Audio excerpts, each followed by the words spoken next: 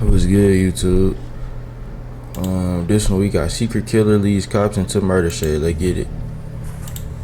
He was in a hurry, and because I guess it was raining, he wanted to get this under cover. So you weren't here when Dylan came down? He's a friend of Dang, mine. why he gotta have Sure. my name, You'll gang? get rid of friends. The freak. This is Jim Brenner, a farmer living in the remote Utah desert. Police don't know it yet, but he's showing them the exact building where a missing teenager was murdered just days earlier. Aw, freak. 19-year-old Dylan Rounds had left his family to Bro, go he work look on his AI. farm.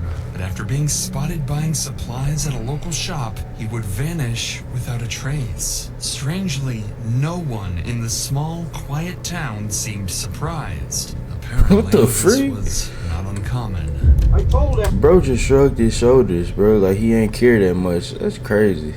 Or maybe that. Hopefully that's not what they was talking about. That kid, stay the hell out of Montello. That whole town is just fixing crazy place. Some other guy pointed a gun in my freaking face.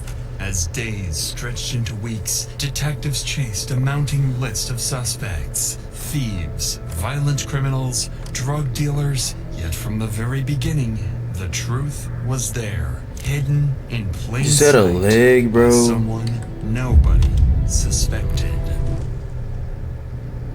Let's get it. Let's get it. Let's get it. Let's get it. Let's Calls get it. from a concerned family member reporting their son, Dylan Rounds, missing from his farm in Utah. They hadn't heard from him in over 2 days, and when they went to his property to check, there was no sign of him anywhere. A deputy was dispatched to Dylan's farm to meet with his family. But on his way there, he was stopped by a neighbor of Dylan, claiming he might know what happened to him. He's been hanging out over that bar in Montello, and I could give you some names of some scumbags over there, but he's been shooting his mouth off about how much money he's making. And there's one guy, Chase Ventura. He's So over somebody there, took him down for some anything he money? wants. He's been robbing, stealing, and everything, and the Elko County Sheriff won't do anything about it. And if you talk to his mother, she knows more about it, but he run into Chase on the Tacoma Road the other day, and Chase kind of scared him a little bit. What's your last name again, Jim? Brenner, Jim Brenner. Well, I'll let you get down there before they disturb What's your the last name again, Jim? Thank you.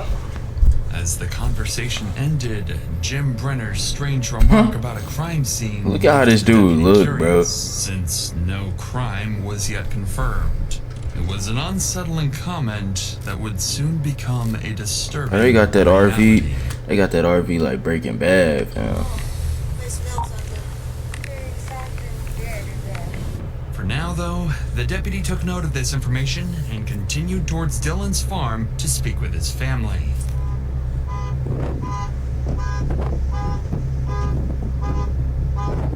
No guns in there. No guns in there? Like he said, he carries he has a 40 that he puts in the door every time. The truck was just left open, like with the Did you alarm just on pop the back too. window? I broke it out. At first glance, Dylan's red Ford truck appeared oddly abandoned, bearing signs of minor damage. But what concerned his father the most was that Dylan's guns had mysteriously vanished from the trailer, a detail that was strange on its own.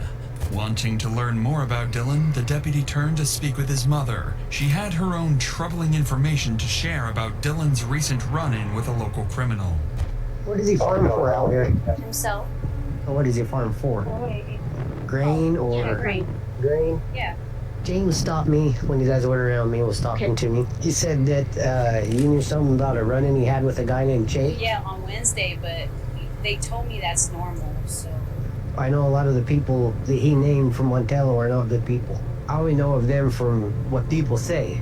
Dylan's mother confirmed her son had in fact encountered Chase Venstra recently, the same person Dylan's neighbor had earlier described as a local thief and criminal. Given what the deputy learned so far, it seemed like Dylan might have unknowingly placed himself in danger. At just 19, he purchased 640 acres of land God with his dang. grandfather for an estimated $200,000 to $300,000 Where the and freak built he a getting this reputation bread for his from? ambitious dreams of running a huge farm. But according to his neighbor, Dylan's confidence may have made him a target, as he He's been talking about how much money. Ain't no way. Openly about He his started financial flexing his success. bread. Parents of children who play Roblox. You gotta be careful nowadays. What the freak am I listening to, bro? Bro, that's why you gotta watch what you say and what you say around certain people, bro. Not fully blaming that on why he got, you know, but still. After rehashing some more People be details jealous, with Dylan's bro. parents, the neighbor, Jim Brainer, and his close friend, Donald Hately, arrived to help. Both men knew Dylan well.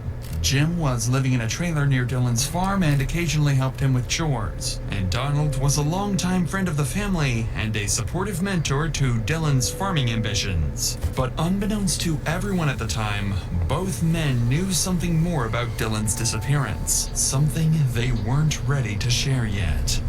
I did get a few. Okay. Last location was 15.4 miles from the Beltline Tower, which puts him on this back road. So I would that hit him walking? Okay, that's, I know my son, and that's the shortest route to his camp. If he walked, That road ends right out there. if he walked, he would have come corner, cut across this field. But that's his closest cell phone, Pete. Not in town, it's out here. Mm-hmm. Off of that road. The back road into the compound. Can we go down to where it is? Yeah. What time was that? Does it tell you? And that was at 14:58. So right after So you just before 3 o'clock. right after you Is left. this the officer or his mama Right talking? Where the behind you, freak is the dropped off grain police? truck, and I'm telling you, I bet you he took off walking. How do you get to that road from? Oh, it's police. So we don't have to go all the way back to Lucerne Pond and over. No, No, I guess we're Perfect. okay. Following this lead, they quickly headed to the shed area to investigate. That's when they discovered the first troubling sign of foul play. Dylan's boots were found stained with blood, discarded about 100 yards south of the shed. The Oh, deputy snap. immediately secured the boots to send them off for DNA testing and called another deputy to help search the shed and the surrounding property. However, they had no way of knowing that the biggest clue they were looking for was submerged 20 feet deep in a pond nearby. Dang, this pond is 20 There's just some feet boots deep. out there they've only been out there for a day or two. You didn't see anybody else Freaking around deep here. pond, bro. I left here about 1:30 and over to Don's. And I was there until about 9 o'clock at night when I came back to the truck. It's just one thing after another. And, but he's a friend of mine. Sure. You don't get rid of friends. Those two boots out there, they're brand new. Like they've only been out there. They're the same color leather as your boots. And they're the same ones he wears. So we're just curious of why his boots would be out there. Same size he wears. They've only been out there probably for a day or two. He might have threw him out there. Yeah, maybe he did. Well, does he know that's a dump out Yeah. there? He does? He's got electronics and shit in there. Maybe Wait, so it's the killer, He was this here. fat dude friend right here? he had to have been here. I ain't gonna lie. Truck here. This dude face pissing me off, gang. Yeah. Huh, that would make sense. Based on Jim Brenner's timeline, whatever happened to Dylan likely occurred between 1:30 p.m. and 9 o'clock p.m., the hours when Jim left the shed to visit his friend, Donald Hately. Police quickly verified Brenner's timeline with his friend Donald, who confirms that they had dinner together during that time. With Dylan's exact movements still unclear, deputies requested a helicopter to scout the area from above, looking for any trace of Dylan. Now who owns this right here? That's the guy that he's a partner with. This is where he dropped the grain truck off. Where's this great truck? It's backed into that silver building there. So the big one. Yep. Do you want to go up higher, Mike, or you could please? Do the nice high orbit. You can look at everything with a camera, and then we'll come back down and see if we Look see the any big other- horse, bro. After Look a the full horsey. sweep of the surrounding area, no sign of Dylan or any indication of where he might have gone was found. Oh my goodness. Just keep hitting me with back-to-back ads, please. In the following days, the search efforts continued, and Daniel's family, alongside local volunteers, joined in. But despite their best efforts combing through the area, they too came up empty. Attention soon turned to the local criminal Chase Venstra. Both Dylan's mother and his neighbor Jim mentioned a recent encounter between the two, making Chase one of the last people to see Dylan alive. What happened in the encounter? Y'all been Additionally, saying it? Chase Tell already us. had a history of violent run-ins with the law, including a 10-hour armed standoff with police in 2016, and was well known in the area for all the wrong reasons. Luckily for police, Chase had an active warrant related to domestic violence. It was their perfect chance to bring him in for questioning. But when officers arrived at the house to arrest He wasn't him, there, huh? Chase was nowhere to be found, potentially already on the run from police. Makes Officers sense. quickly began searching the town, asking if anyone had seen Chase recently. Locals directed Is them this to a the Montello population of Cowboy 15, Bar, bro? a What the place freak known is to be this town, frequented by dog? Chase. Following this lead, officers headed to check the bar, where they would soon learn that Dylan and Chase's encounter may have been more dangerous than anyone realized. But before we get to that, it's worth noting that incidents like these are not only traumatic for those directly involved, but they can Ain't no way he finna hit me with an ad. No way. When you face difficult situations in your own life. I realize. Oh, he hit me with an ad. This dude It's slick. in front of Monster, but with one of no extra The platform freak out there. You're not slick enough though. may have turned violent. We're trying to find a kid named Dylan Rounds. Oh, I know. We got locals out here looking for him too. Oh, they went out that way because he was out to loose end. I was hearing Kurt say something about he had a confrontation with that Chase kid. Yeah, that's who I'm looking for. Where do we Chase find him? kid? I'm worried about it because This is a grown man, lady. Look at him. Talking about that Chase kid. This is a grown man, lady. Yes, Dylan did walk back from where he left the grain truck, and Chase got a hold of him at vulnerable. You know what I mean? Mm-hmm. Walking back, something bad could have happened because there was a bad injury with a kid just out here that got his face smashed in by the butt of a gun, and the whole camper shell was all bashed in and stuff. Where do we find Chase? Is he from here? Does he live here? Yeah, he does. He doesn't. He's from around here. This is where he hangs out. He Yeah. was staying out here, and he was a Where was he staying at? big thief in town, and so everybody was after him, and they finally told him to get the hell out of town and stay Of course, he came back because he The was freak is this old Western Bar crap? owners Get out of town. further implicated Chase Venstra, suggesting that a violent confrontation between Chase and Dylan was more likely than ever. But something else caught the officer's attention when one of the bar owners briefly mentioned another recent incident. Another kid got involving his face Chase. smashed. Sensing there might be more to this, the officer decided to pull her aside for a So private why y'all don't call the conversation. police on this At Chase dude, point, bro? Y'all just police letting still him consider go. Dylan's case a missing person. But what the bar owner detailed next would soon shift this case to one of potential homicide. Why was Chase and him having an issue? Do you know? So Kurt told me, and I was overhearing part of the conversation, saying that Dylan was just driving down the road and Chase stopped him and said, "Hey, got some water." He was like, "Hey, do you know Kurt?" Da, da, da. And I guess they got in an altercation about that because Chase is like, "Kurt's an asshole." Da, da, da. And Dylan was like, "No, he's not. You know, he's a good guy. I work for, I do work for him. Blah blah blah." There was an altercation. Then he went on his way, and I believe, if I'm not mistaken, the conversation that was the same day that he drove the grader. The grainer over to wherever and then whoever was there couldn't give him a ride back, so he possibly walked. That's all I know about the conversation. How does the kid getting hit with a butt of a gun? Nah, for real. How does it go from this to that though? I think there is some, because now we're talking violence. Yeah. So kid let his property go. He stopped making payments on his property because he's so scared. But he woke up to the butt end of a gun into his face. They smashed his camper. How old was he? I don't know, 30s. Has a family, has kids. He's out here, bought land out here, so I'm trying to homestead. He's not out here. And or if we want, imagine. Nope, he let his property go. He's gone. Maybe he needs to invest in a gun himself. This troubling insight, it became clear that Chase Venstra was fully capable of extreme violence. If he attacked someone else recently, he easily could have done the same to Dylan. But what no one had realized yet was that police were looking in the wrong direction the whole time, while someone far more dangerous and guilty was hiding right under their noses. The next day, while the search for Chase continued, Dylan's family reached out to police. They were conducting their own investigation and wanted to share new information they'd uncovered. Information suggesting Chase may not have acted alone. So this is the family. Yes. Okay. So tell me again what your have suspicion to believe right now? So on 525 is when Dylan ran into Chase with the desert and called me right after. He had no shoes on. Dylan wouldn't let him take his phone or give him a ride, but he did allow him to call his dad on speakerphone in Ogden, Utah. Okay.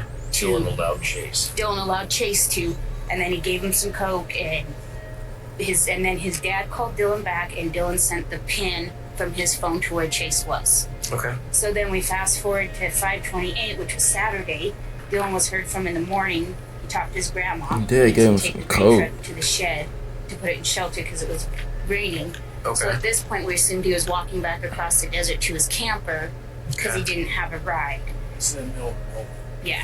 Okay. Is that how it was seen? Lucin. Yeah. Okay. Okay. So then 529, they continued to look for him. 530, we all got here to Dylan's last known location, Lucin, filed the police report, got search and rescue out.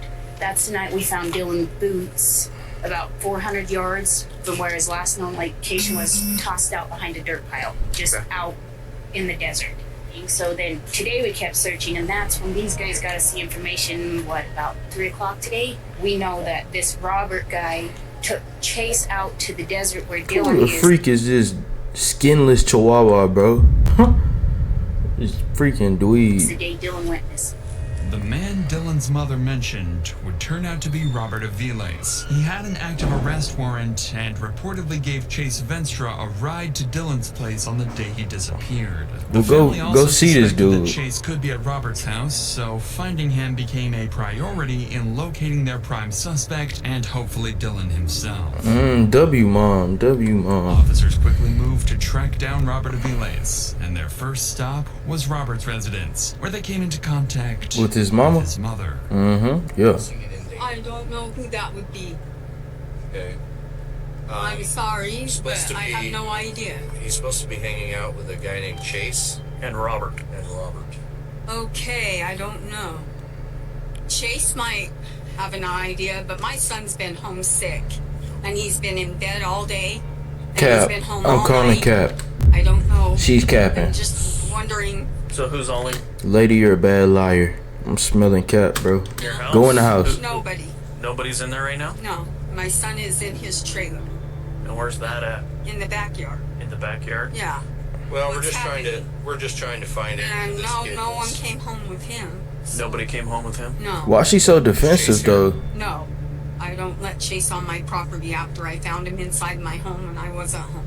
We were told that there's possibly a missing kid. Oh, being here? Here. Yeah, no. Huh? You can feel free to look around. Hostage if you'd situation? Like he's not being. No, See, that's why we're here, ma'am. I'm not about a car. Look around if you want to, but there's. Is that okay? Why she so hostile? After speaking with Robert's mother, officers conducted a thorough search of the property, but found no sign of Dylan or Chase. But they soon located Robert inside his trailer, and he was quickly arrested and transported to the police station for questioning. When detectives placed Robert in the interrogation room, they expected resistance and lies, but instead, Robert didn't hold back. So you said that Chase. God dang, this dude tatted. Did he admit to you like where he got his gun? No, this is what I thought he got arrested for the first time. What he was in jail for when I came back. I asked Chase that. I was like, hey man, I heard you got arrested. He's like, nah, that's just all Montello gossip, blah, blah, blah, blah, blah, right? So I'm kind of weary after giving him a ride. I tried to show one of my mom's friends, been out there in the community for a long time. He gave me his scenario. He thinks Chase did it too, okay? Now, I don't know the time frames because I'm not good with time like I told you guys.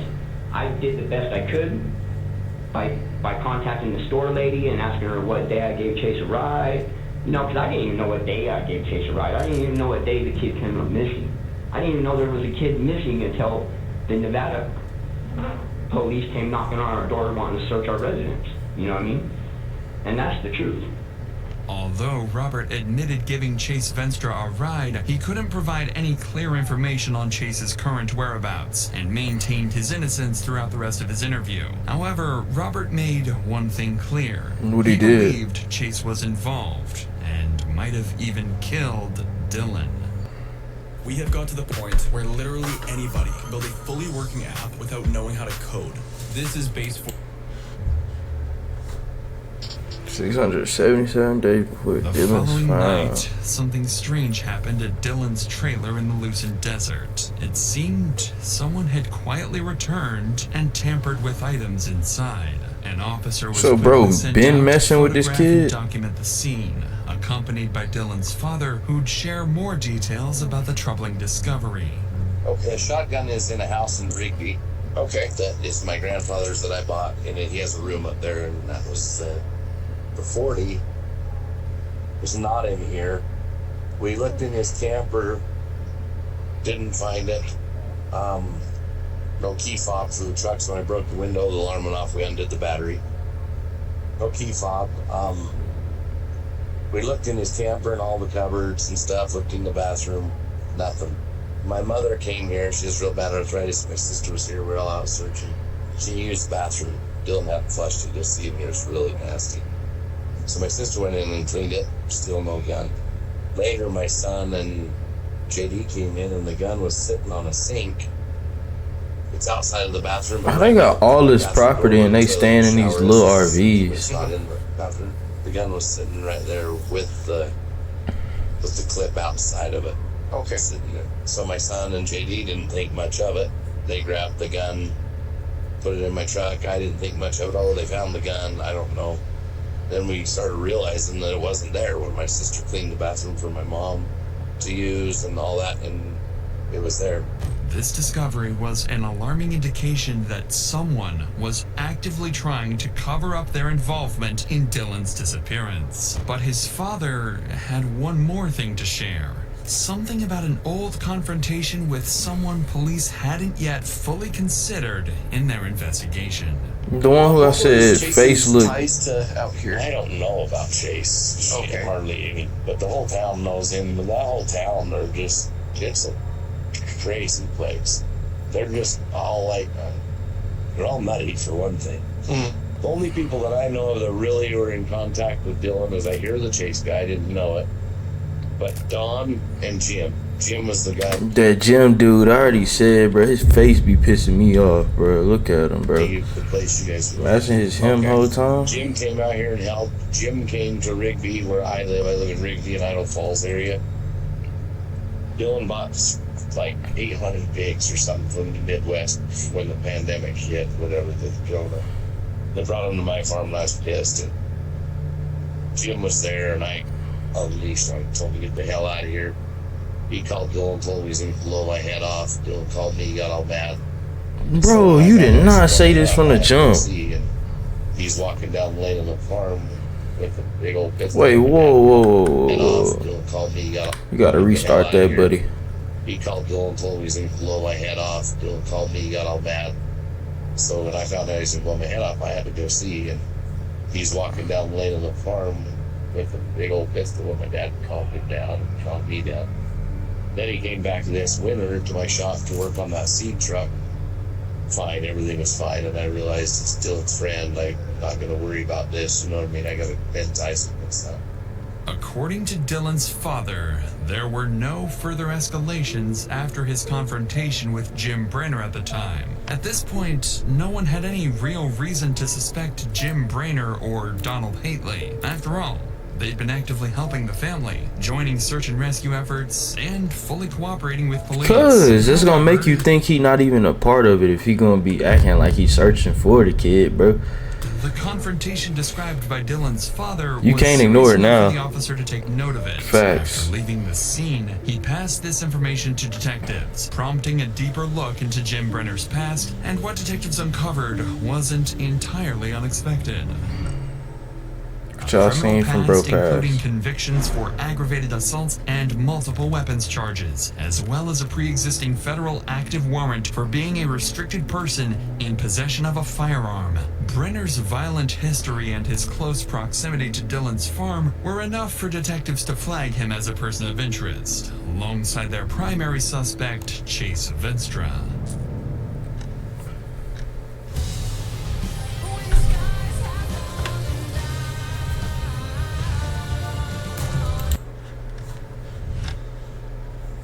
The following day, officers moved quickly to serve Brenner's arrest warrant and bring him in for questioning.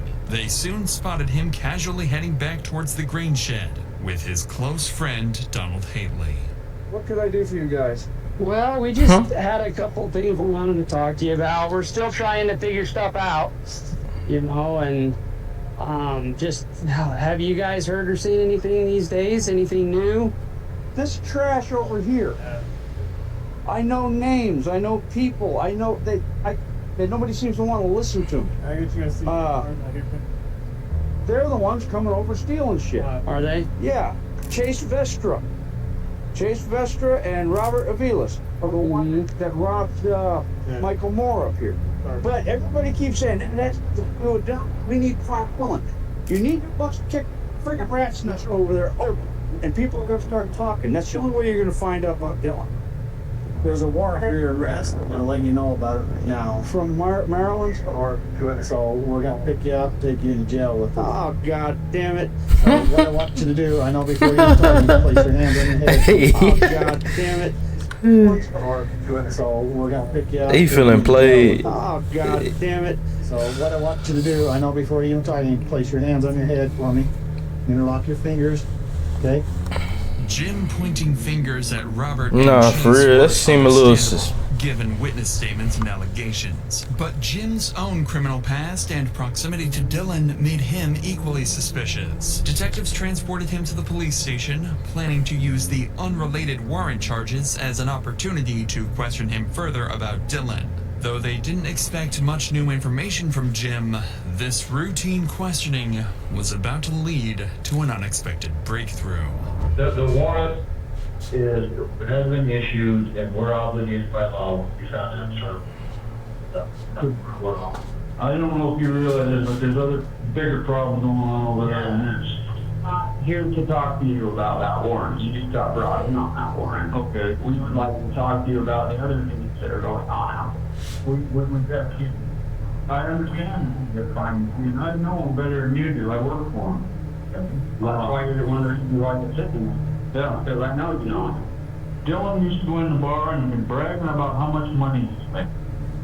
Dillon never carried money on him. Bought everything with credit card. But if he did have $1 in his wallet, he wouldn't give it up. And I think this is a strong arm robbery. Somebody thought they'd see this little 5'5" kid, and they think they figured, we're going to get this guy. We're going to rob this guy. We're gonna intimidate him. Dillon don't intimidate.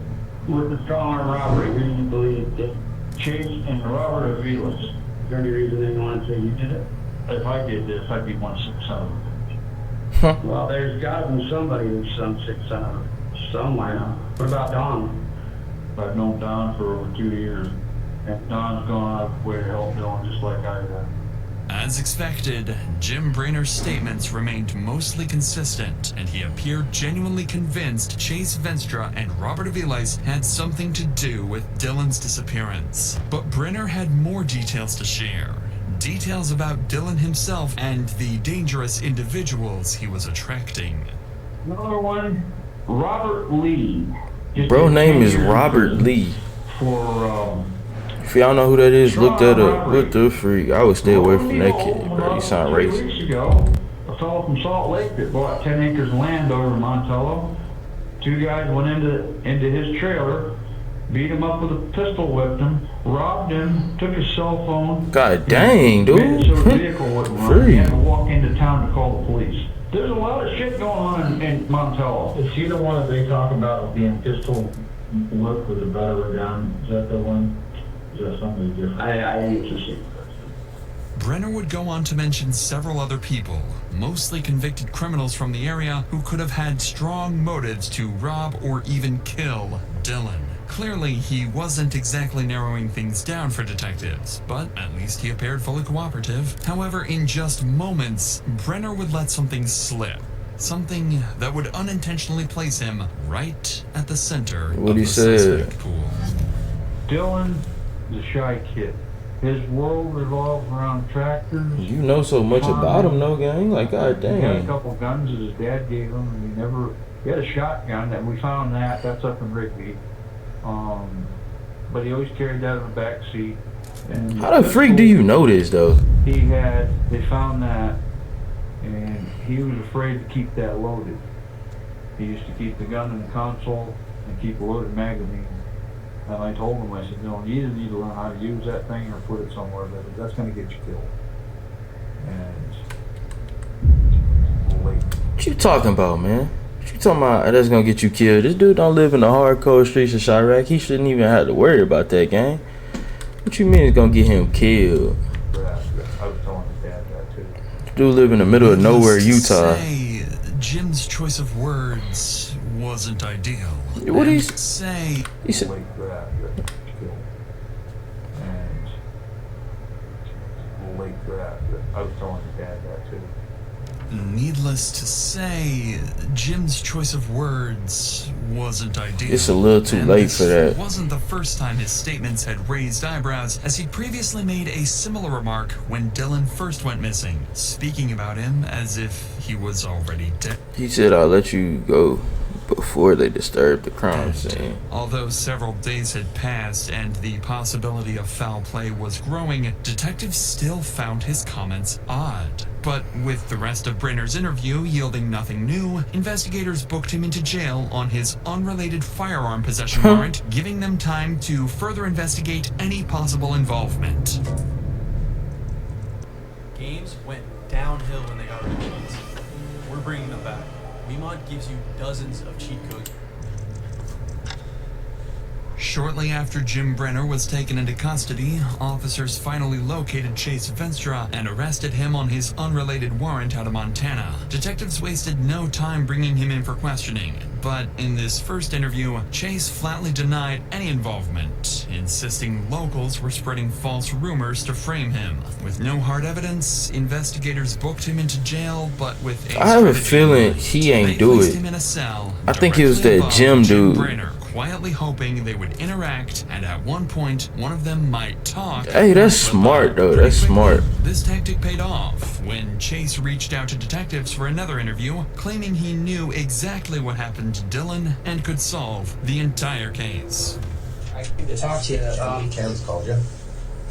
She actually didn't call me. Ross called me and said that you were looking to talk about Brenner.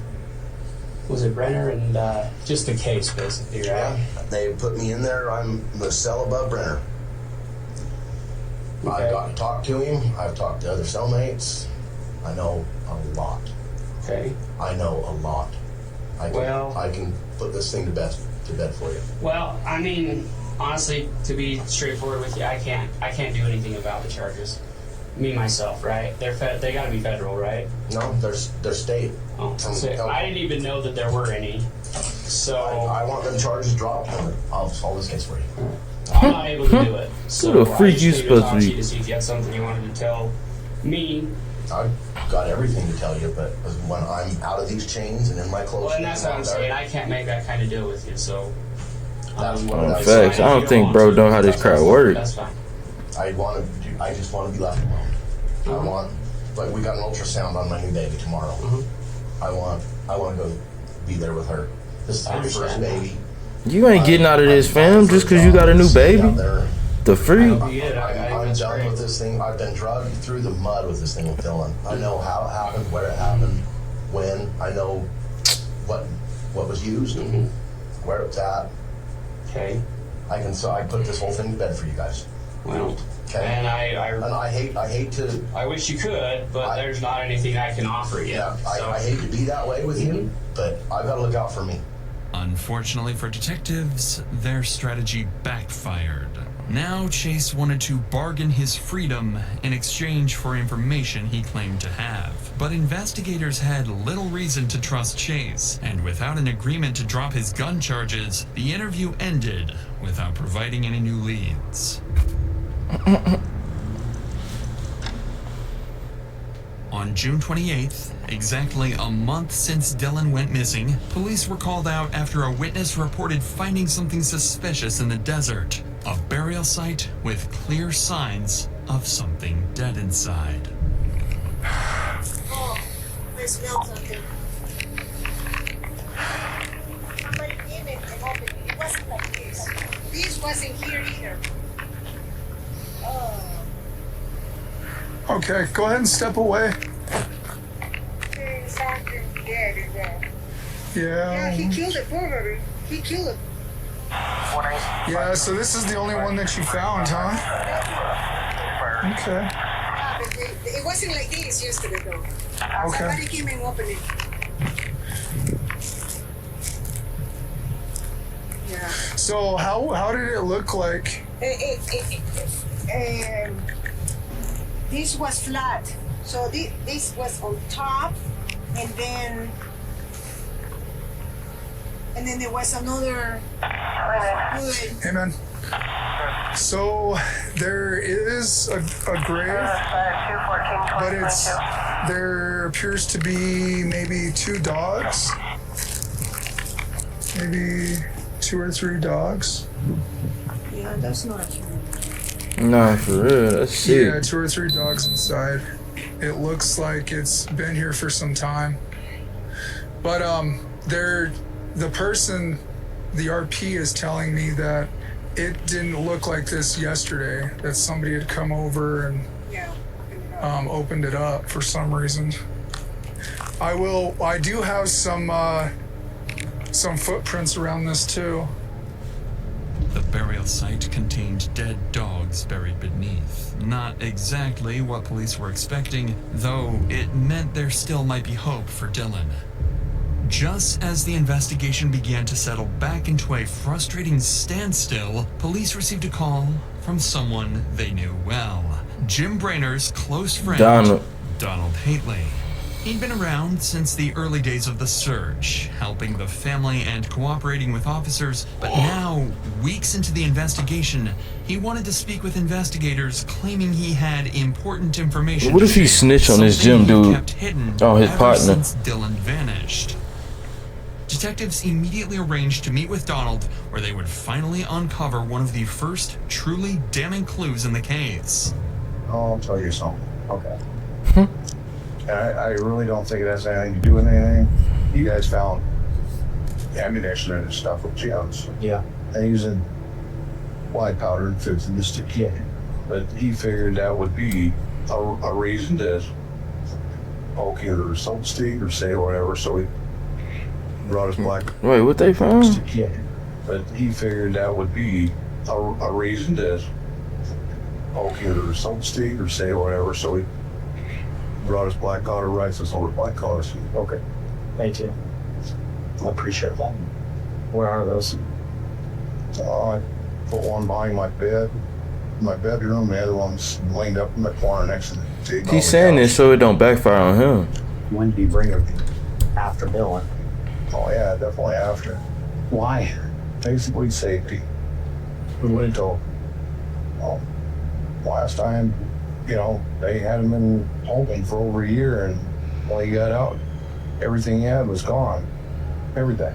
I can't ask you what's going through Jim's head at that time, but what's going through yours when he brings you his rifles and a 6-gun? Honestly, it looked like he was scared that, he was going to be detained for 6 months or a year and lose everything he had. He said, no, he had no idea what happened to his horses last time. Okay. All his gun, everything he owned disappeared. So why do you think he's going to get detained, or why does he think he's going to get detained for 6 months? Just because he's a felon and he could be held. Yeah. So he knows he's a felon, he knows he shouldn't have them, and so he... Oh, I don't know. According to him, a black powder primitive weapon is not considered a firearm. Now, if he'd brought me a firearm, I'd have said no. Okay.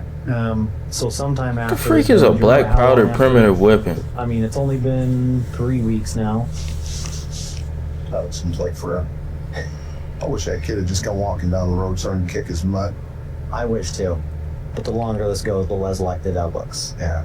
Donald's admission couldn't have come at a worse time for Jim Brainer. Although Donald explained your that own Jim partner hid the guns at snitch. his place out of fear of Get him gone. The timing was deeply suspicious, and for detectives, this was enough to place Brainer at the center of suspicion alongside Chase Venstra.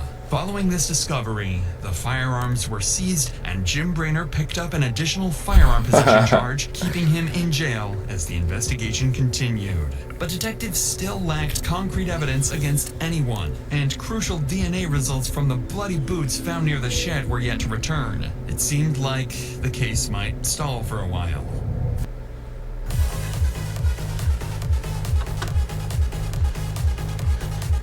Freak off my screen. Have you ever wanted to see your home from back to back to back? Yeah, folks, back to back. Address in just seconds. Imagine pulling up your neighborhood. My bad, y'all. Your roof, your street, even the landmarks around you.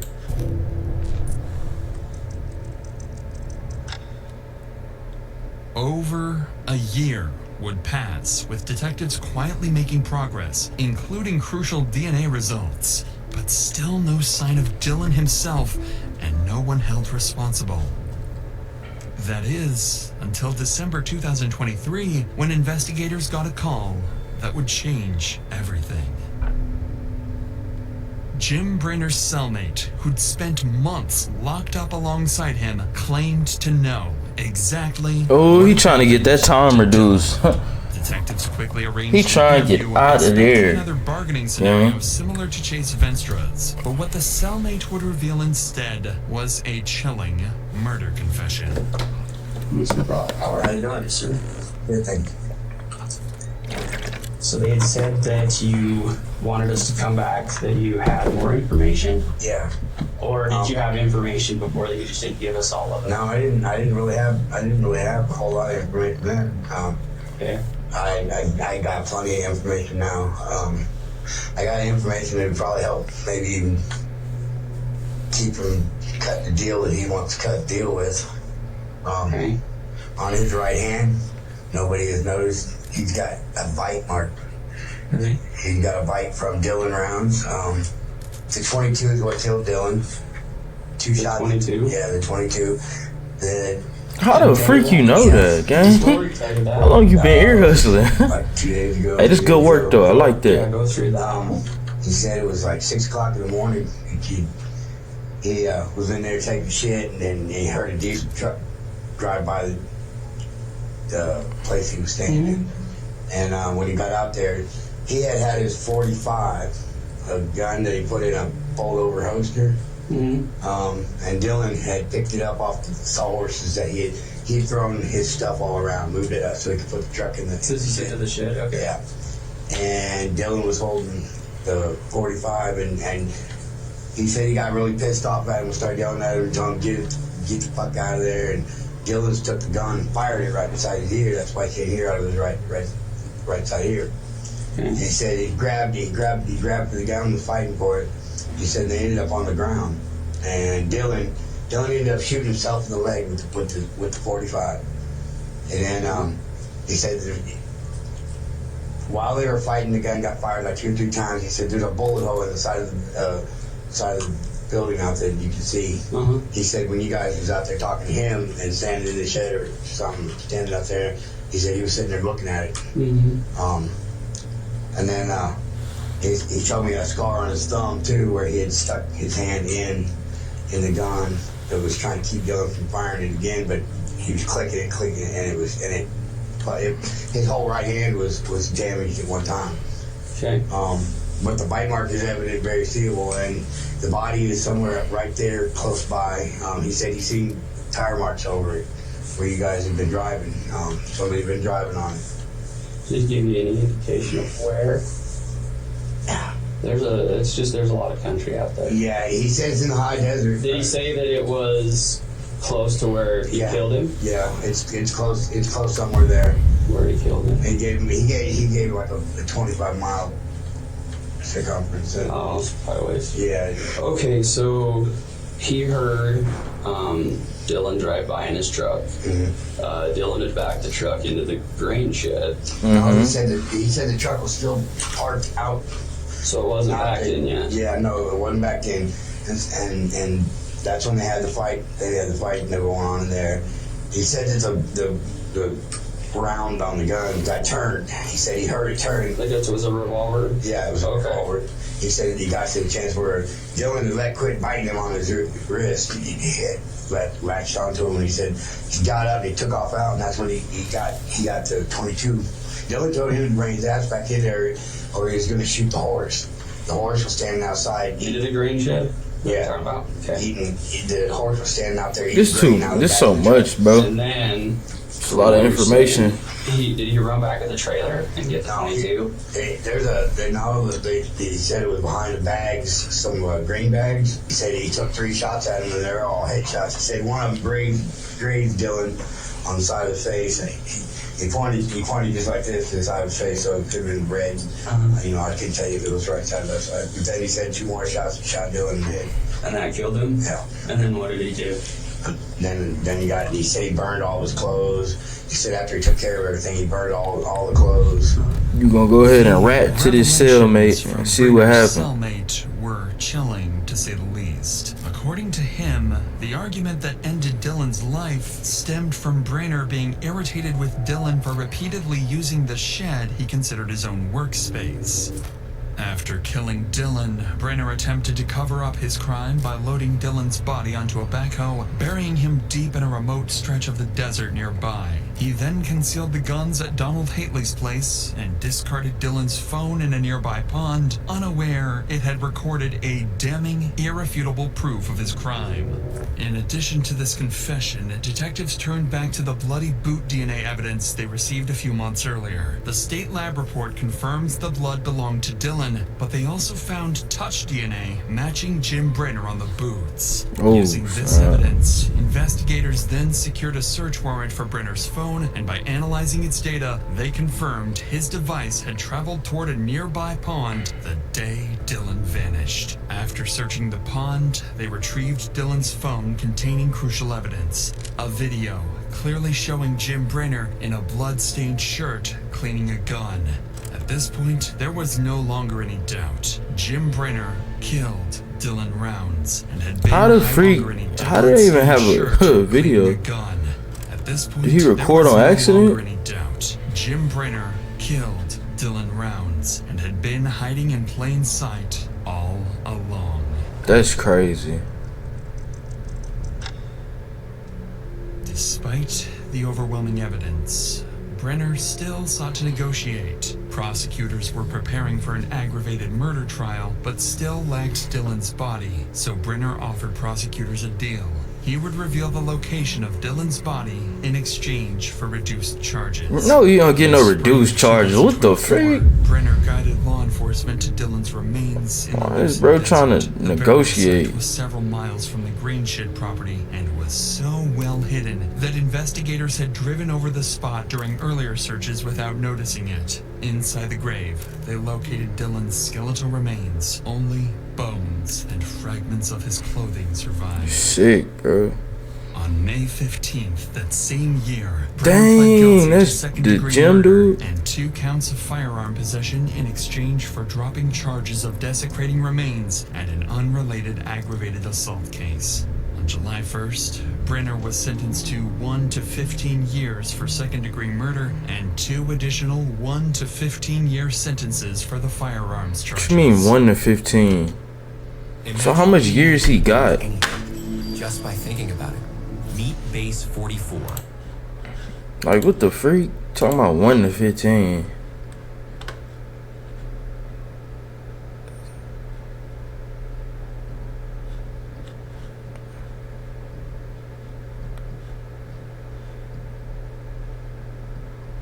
It's unbelievable that 19-year-old's life is worth 15 years. Nah, put him in there way longer than that. He got more time in prison for the firearms than he did for the actual murder. Yeah, that's what I'm saying, bro. That's crazy. Like, what? That's unbelievable, bro. That don't make no sense, dog.